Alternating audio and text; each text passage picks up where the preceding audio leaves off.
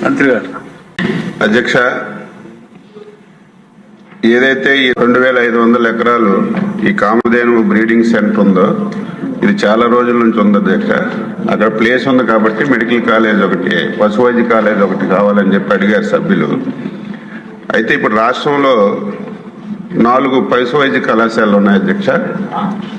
మనకు అందులో 325 మంది BVSC డాక్టర్స్ ఉన్నారు, 80 మంది పోస్ట్ గ్రాడ్యుయేట్స్ ఉన్నారు, 10 మంది PhD చేసిన వాళ్ళు ఉన్నారు అధ్యక్ష. ఈ 4 కూడా ఒకటి తిరుపతి, ఒకటి గన్నవరం, ఒకటి పొద్దుటూరు అధ్యక్ష.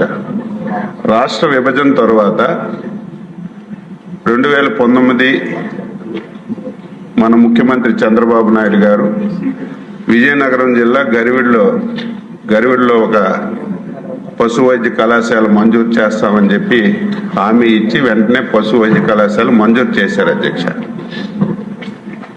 ఎప్పుడైతే రాష్ట్ర ప్రభుత్వం పశు వైద్య కళాశాల మంజూరు చేస్తుందో ఇది మనకి VCI veterinary council of India వాళ్ళు రికగ్నైజ్ చేసి వాళ్ళు కొన్ని సీట్స్ కానీ ఫండ్స్ కానీ ఇవ్వాలి అధ్యక్ష.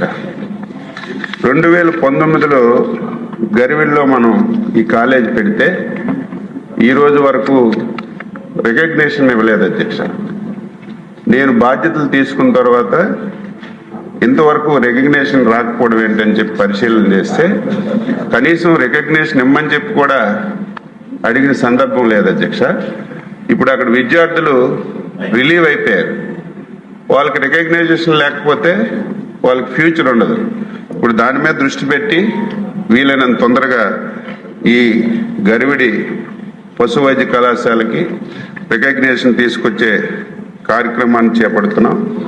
ఇప్పుడు ఎవరైతే డాక్టర్లు రిలీవ్ అవుతున్నారో మన రాష్ట్రానికి ఉన్నటువంటి అవసరానికి సరిపోతున్నారు అధ్యక్ష. అందువల్ల మనం కొత్తవి పెట్టుకోవడానికి అవకాశం లేదని చెప్పాను. తప్పనిసరిగా నాకు తెలిసి కొచ్చిను అక్కడ చాలా ల్యాండ్ ఉంది. ఏదైతే మనకి వెంకయ్యనాయుడు గారి సహకారంతో దేశంలో 2 బ్రీడింగ్ సెంటర్స్ ఇస్తే అందులో ఒకటి నెల్లూరు జిల్లా మనకు వచ్చింది. అది వేస్ట్గా పడి ఉంది, వాటర్ కూడా ప్రాబ్లమ్స్ ఉన్నాయి.